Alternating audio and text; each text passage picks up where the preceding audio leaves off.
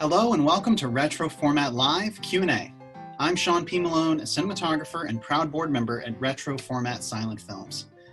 Tonight I'm thrilled to be speaking to Michele Gouveia and Allison Anders, two filmmakers behind the upcoming documentary Olive and Jack, the love story that changed Hollywood. Michele is directing and Allison, my fellow Retroformat board member, is executive producing. Michele and Allison, I'm so excited to have you two here. Thank you so much for joining us. Thank you. So, very excited. I just want to, maybe let's start with, how did you guys meet? How did you meet and how did you come to be collaborating on this project together? Well, we met over 20 years ago on eBay, which was brand new at the time. On eBay?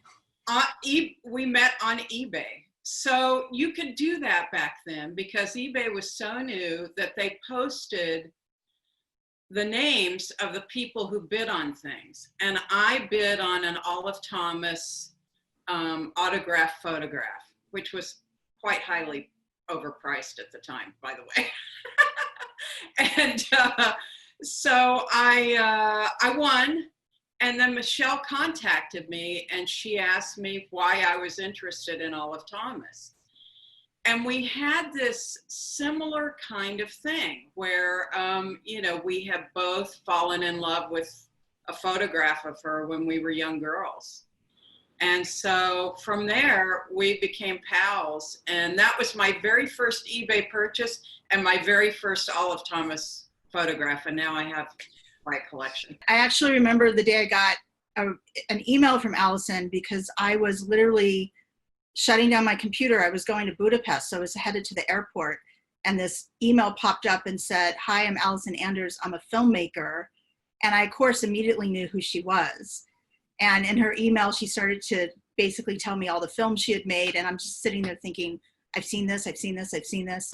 And that, I wrote her back quickly and said, I'm leaving, but I will contact you when I get back. And we've been talking ever since. Yeah. That's lovely. Yeah.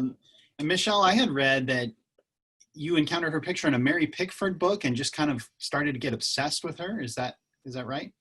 Yeah, when I was a little girl, I really loved silent movies. But, in the days before VCRs and cable, there weren't really a lot of opportunities to watch silent movies.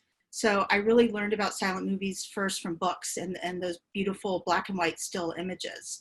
Mm-hmm. And I got a copy of Mary Pickford's autobiography. And in there is this very haunting photo of Olive. And she writes about Olive in the book. And that image just kind of stuck with me for many years. And then when I was an adult and there was the internet and you could start, looking people up and doing research, I started to dive into her story and find out more about her. Obviously, your friendship is, 20 years old. So how did that culminate into this film, Olive and Jack?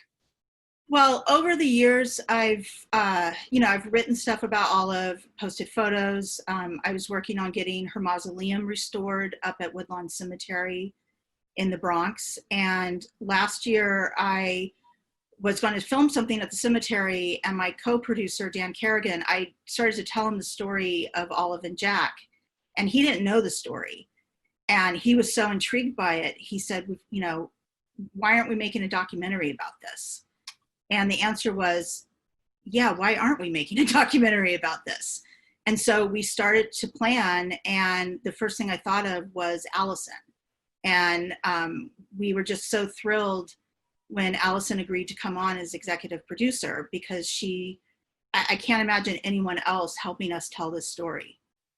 I wasn't familiar with their story either, and I was familiar with, obviously, the Roscoe Arbuckle scandal. But yeah, tell us a little bit about the scandal or the circumstances of her unfortunate death, because she did die tragically in Paris not long after she made this movie we watched, actually, The Flapper. Well, she and her husband, Jack Pickford, Mary Pickford's little brother, had gone to Paris on what they were calling a second honeymoon. They both had a break in their filming schedules. And they were staying at the Ritz. And in the early hours of September 5th, 1920, they came back to the hotel. They'd been out, partying in clubs with their friends. and were probably a little drunk when they got back. Jack went to sleep, and Olive went into the bathroom to take either something for a headache or to help her sleep. And she instead ingested bichloride of mercury, which is mercury bichloride, which is a poison. And it's a really horrific way to go. She lived for about 5 days and died on the morning of September 10th. Oh, that's rough. What happened after that was there was about a 2-week period when the police were doing an investigation. There was an autopsy. The body was finally released, and Jack was able to bring her back on ship. And during those 2 weeks, the press was just going wild with stories. The official ruling was that it was an accident, but a lot of people thought it was suicide. Some people thought it was murder. And so all of these stories were swirling around in the press. And by the time you get to her funeral, it's a complete mob scene outside the church. And it's really the first scandal in Hollywood. There had been things that had happened before, but the studios had been able to kind of sweep them under the rug. But this was something that you couldn't really hide. And so the press started, not just with the accusations, but they started telling actually some true things that were going on behind the scenes in the film community. And the only exception is in terms of the awfully bad press that happened after her death was one article that I found and shared with Michelle and our friend Sarah Baker, because we're all such fans. And I had also shared it with Karina Longworth for her episode on You Must Remember This, which is that there was a woman journalist, and I didn't even know what I was getting when I bought this magazine. It just said Olive Thomas, 1920. And so the article was by a journalist who actually saw them and interviewed them the day of Olive's fatal mistake. And the amazing thing is that when she arrived at the Ritz Hotel, Jack was awake and Olive was taking like a disco nap. She was like, it was like 6 o'clock in the afternoon. She was taking a nap, and because they were going to go out later and go on the town. And they were madly in love. They were, he was showing off all these dresses she had just bought. And so it was pretty incredible that woman was actually there. And it made sense when we started piecing it together. It was like, okay, so he wasn't he was passed out after they partied, but she was still amped up, still awake. Well, of course, she had taken a nap at 6 o'clock in the afternoon, so it really made sense that she was looking for something to help her go to sleep. And there was also, as Michelle and I have gone through, this was bichloride of mercury. It was a very difficult public health mandate at the time in the United States. This was in Paris, of course, when she died, but in the United States, to get people to not put their cleaning supplies in the medicine cabinet. Bathrooms were very new at the time, and bichloride of mercury was in a lot of cleaning products. Wow. And they also sometimes were in tablets that resembled Alka-Seltzer. So people were constantly mistaking this poison for other things.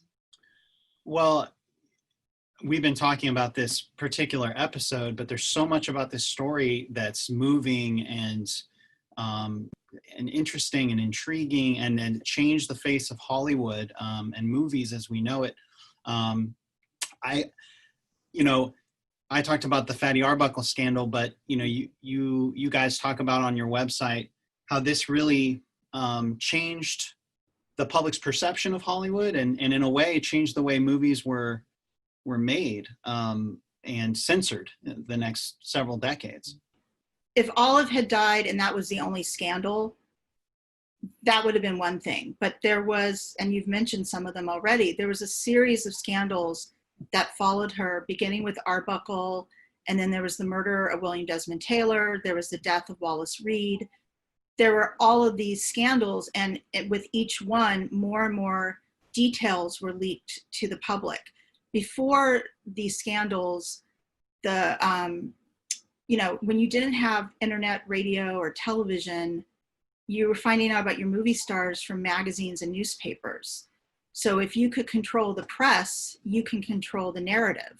Yeah. So stars were portrayed in a very particular way. And then when fans started to find out that their stars were, getting drunk during Prohibition and doing drugs and maybe sleeping around, this was very shocking for many Americans. And actually, one of my favorite headlines that I've found screams that there were cocaine orgies and champagne dinners going on when they were in Paris. This was the very shocking news to break to people.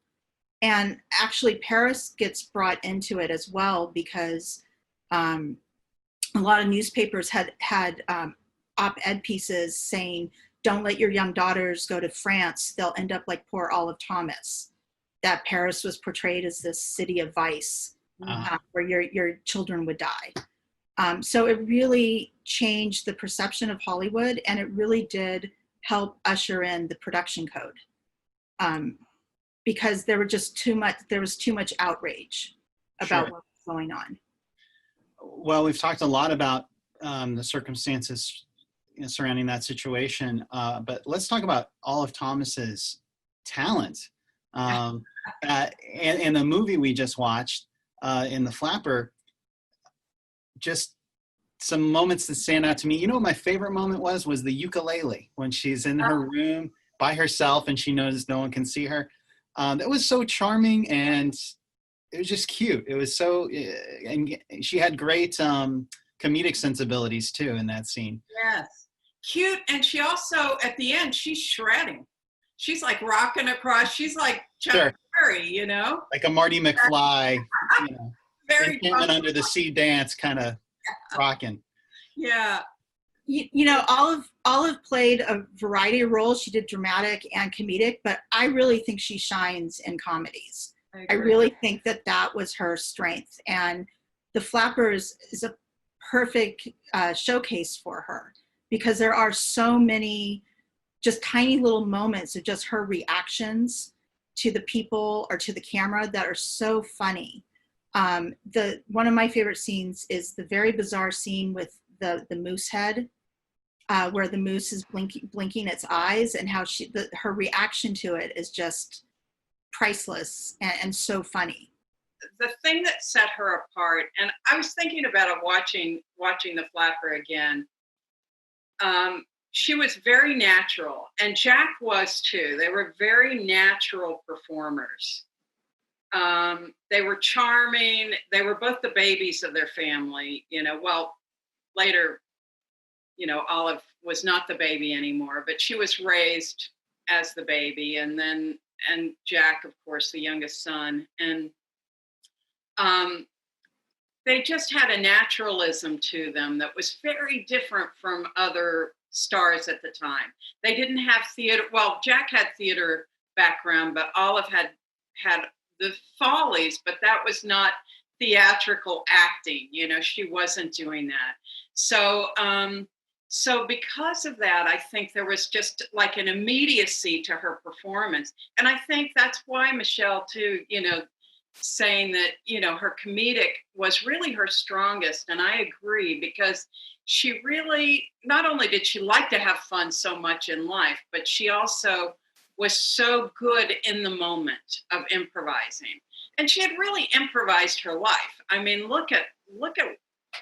she was only 6 years into the entertainment world when she died, really. I mean, from, modeling to Follies to this movie, so.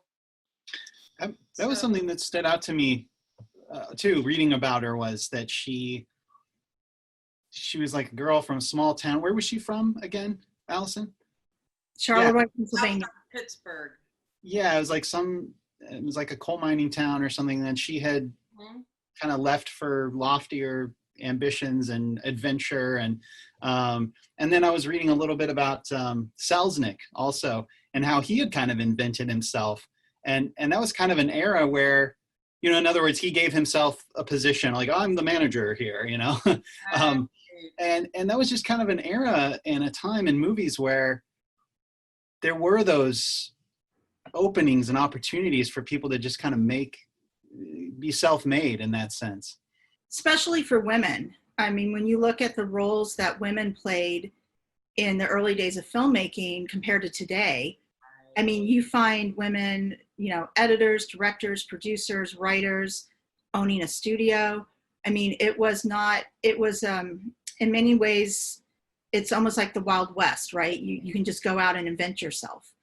And it's also, they were, when you go and look at the silent films, they're really creating movie making. They're figuring it out, which I've always thought is so fascinating, because with most art forms like painting or dance, those are thousands of years old. Whereas with filmmaking, you can go back right when it started, which wasn't that long ago. Yeah. And you can see its evolution. Sure. And most of these people were very young, and they were just kind of winging it and figuring out what worked, what didn't work. And so if you were ambitious and you had talent, you could make it in the movies.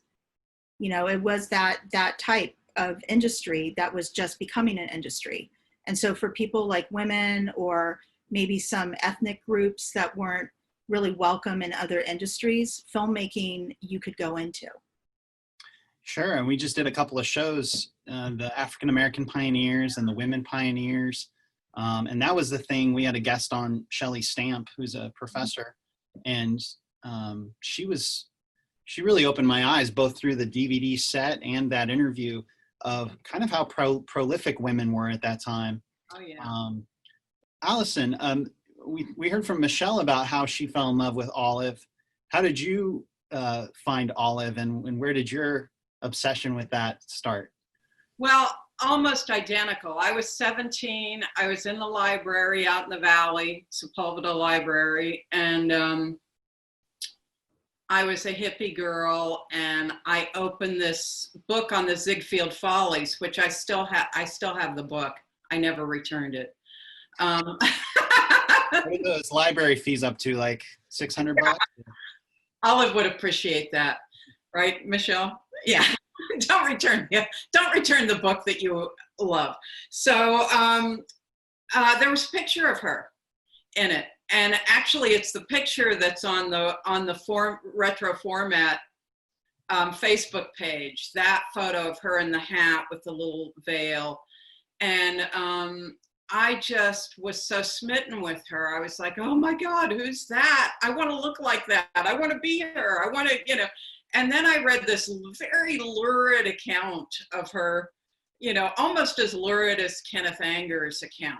You know, it was just like this outrageous account of her and Jack Pickford, and that he was a heroin addict and all this stuff. And just like, it was just totally untrue. But it was like, it just, you know, I think that in some ways, some of these mythologies about them persist because young people really like that story. You know, they really like the story, the dramatic story of the poisoning and the excessive partying and the drug addiction, and really there was nothing to that. I mean, Jack, no question about it, alcoholic. You know, I mean, there was no doubt. It's a self-diagnosed disease, I know, but you know, the whole family suffered in that. The Pickford family suffered from that, and you know, so I don't know. It was interesting. I found the love story very compelling too, and I think that for Michele and I both, the way, you know, the beauty of how we connect on this story is that we both really appreciate Jack. And I think that there was a lot of stuff written about him in later years that drive us both so insanely crazy. And and he was Mary Pickford's favorite actor. She thought he was a much better actor than herself. And in some ways, I mean, it's hard to say this is true, but he really was wonderful. He was just so sublimely fun, and he could do drama too so beautifully. And I just think they were just a wonderful, they were madly in love. They were to the end. You know, if we trust this journalist that was the last person to be there, they were in love to the end. And it really, he never got over losing her. He really didn't. It's larger than life. I mean, it has tinges of Romeo and Juliet, and it gives you an appreciation for how incredible the fame of those folks was back then. In the early days of movies. Massive. Massive stars. Where's the film currently at, and where can people maybe learn more about the film you're making? So we're currently in production. Some things have slowed down because of the pandemic. A lot of archives are still closed, and as soon as we can hit the road, we will be visiting some archives and conducting more interviews.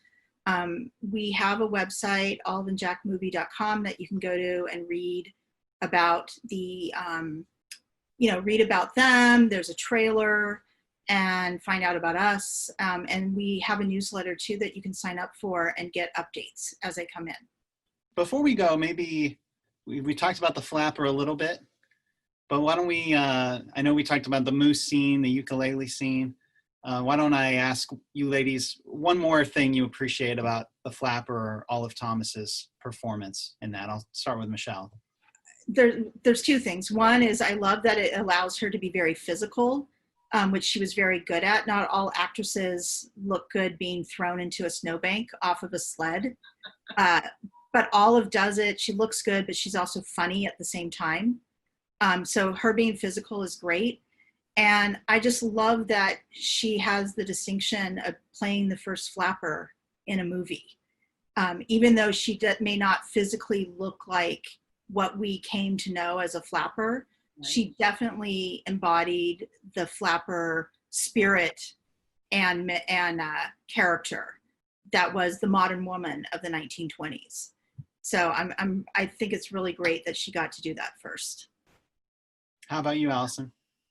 Well, I just am so in love with her. I think she's so adorable in the movie. And I think that, you know, some of the things that I love is how she can sometimes feel, she can pull off being offended. She can pull off being scared.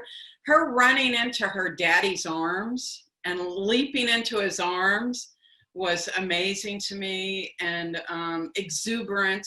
And I think that's how I think of her, as an exuberant person. But I also think of her as someone that, you know, was sensitive. And I think that sometimes, you know, there's moments when she thinks that the girls are like looking down on her, and she's kind of, you know, she's got this little sense of, you know, hurt feelings, you know, that I just love. It's just perfect. And it's hard to pull that off. And I love her also playing the guys against each other, you know, and she's totally not doing that. She thinks she's doing that, and everybody's seeing through her, which is, again, just this beautiful thing that she pulled off. I also love just that there's a very young Norma Shearer in the film. Oh, yeah. Playing one of the schoolgirls with her sister. And Norma said later in life that Olive had been very kind to both of them. Which I think says a lot about her as a person. Yeah. That she went out of her way to be kind to these extras in her film. I also just love the clock, with her setting the clock up so that she goes to bed thinking, actually, it was midnight when I went to bed. That was a really telling scene about her character, because like there's no one, she's only fooling herself, right? Or so good. Yeah. And what about those intertitles? Are they those the best? What? So good. The illustrations, you mean? Yeah, the intertitles, yeah, and the writing of them and the design of them were just fabulous.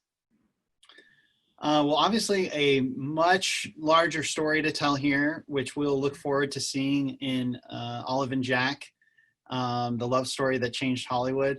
I'm excited to see the movie because, again, this silent movie thing is just endless discovery. There's so much history and romance and adventure to be found in these stories. So I can't wait to see your movie. Before we sign off, I want to remind our audience, if you enjoyed tonight's performance and Q&A, please consider making a suggested donation of $7 to Retroformat by visiting retroformat.org/donate. Your support really does mean the world to us. Michele and Allison, thanks again for joining us. Thank you, Sean. Thank you, Sean. Bye. We look forward to seeing you all in 2 weeks for the next installment of Retroformat Live. I'm Sean P. Malone. Good night, everyone.